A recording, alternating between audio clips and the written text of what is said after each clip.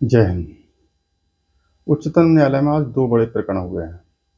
एक तो उत्तर प्रदेश के स्थानीय निकाय में ओबीसी आरक्षण को लेकर जो प्रकरण चल रहा है, उसको लेकर न्यायालय में एसएलपी दायर की गई है। सॉलिसिटर जनरल तुषार मेहता ने जल्दी सुनवाई की मांग की और मंगलवार को सुनवाई करने का आग्रह किया, जिस पर मुख्य न्यायाधीश जस्टिस डी.वाई. चंद्रचूड़ की पीठ ने बुधवार को सुनवाई करने की सहमति दे दी है। अब इस पर क्या निर्णय होगा, इस पर अंतिम क्या निर्णय देगा न्यायालय, ये सुनवाई पूरी होने के बाद पता चलेगा। तो अभी तक इस मामले में यह है कि स्थानीय निकाय चुनाव को लेकर अभी कुछ नहीं कहा जा सकता। जनवरी में होंगे, फरवरी में होंगे, 2-4 महीने बाद होंगे। ये निर्णय अभी असमंजस की स्थिति में है। तो न्यायालय में जो पीठ गठित की गई है, वो सुनवाई के बाद क्या निर्णय लेगा, उसके बाद ही इस चुनाव के बारे में जो भी स्थिति है वो स्पष्ट हो सकेगी। तो तब तक के लिए उसका इंतजार करना पड़ेगा। दूसरा प्रकरण नोटबंदी को लेकर है। नोटबंदी के प्रकरण को लेकर 58 याचिकाएं दायर की गई थी और इस पर बहस के बाद आज पीठ जो है इस निर्णय पर पहुंची कि केंद्र सरकार ने, मतलब प्रधानमंत्री नरेंद्र मोदी ने नोटबंदी का जो निर्णय लिया था वो ठीक था और उसकी जो प्रक्रिया थी वो भी ठीक थी। पीठ ने ये माना कि नोटबंदी को लेकर, मतलब 500 और 1000 के पुराने नोटों को बदलने का जो आदेश था उसको सही तरीके से लिया गया था। दूसरी बात, कार्यपालिका के कार्य में न्यायालय को हस्तक्षेप नहीं करना चाहिए। कार्यपालिका ने जो निर्णय लिया है वो निर्णय उसी का निर्णय है, उसी पर रहने देना चाहिए। उसमें न्यायपालिका को बहुत ज़्यादा हस्तक्षेप करने की आवश्यकता नहीं है। साथ ही जो प्रक्रिया अपनाई जानी चाहिए थी वो लगभग ठीक ठाक थी, पारदर्शी थी, जो नियम कानून कहते हैं उसके हिसाब से थी। लेकिन एक जज साहब हैं, बीवी नागरत्ना, जो है 5 लोगों में से एक वो जज हैं जो असहमत थे।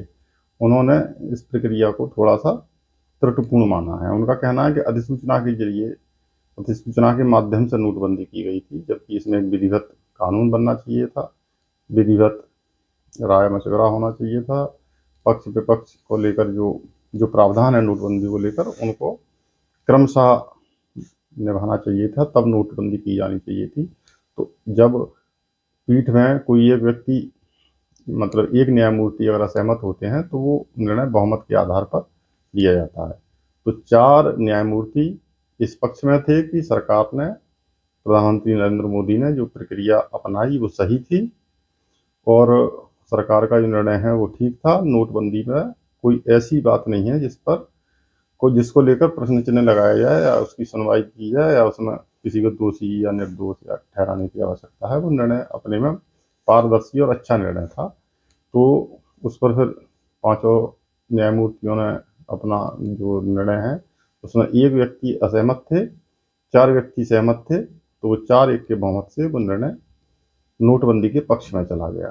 तो इस आदेश के बाद ये प्रकरण यहीं थम गया है। इस पर चर्चा करने की अब कोई आवश्यकता बची नहीं है। चर्चा फिलहाल इस पर इसलिए की जा रही है कि याचिका दायर करते ही पूरे देश में ये बात बड़ी जोर शोर से फैलाई गई कि नोटबंदी को लेकर जनहित याचिकाएं दायर करी गई हैं और उच्चतम न्यायालय ने स्वीकार कर ली हैं। अब ये होगा, अब वो होगा, अब सरकार का ऐसा करेंगे, प्रधानमंत्री का ऐसा करेंगे, कटघरे में जाएंगे, सजा होगी। मतलब एक अलग तरह का प्रोपेगेंडा क्रिएट करने का प्रयास किया गया, जिस पर उच्चतम न्यायालय ने फिलहाल विराम लगा दिया है।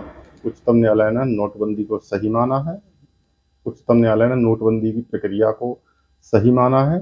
डीमोनेटाइजेशन की जो प्रक्रिया थी, जो उसका आदेश था, उसे जैसे लेना चाहिए वैसे ही सरकार ने लिया था। उसमें कोई त्रुटिपूर्ण अवस्था नहीं थी।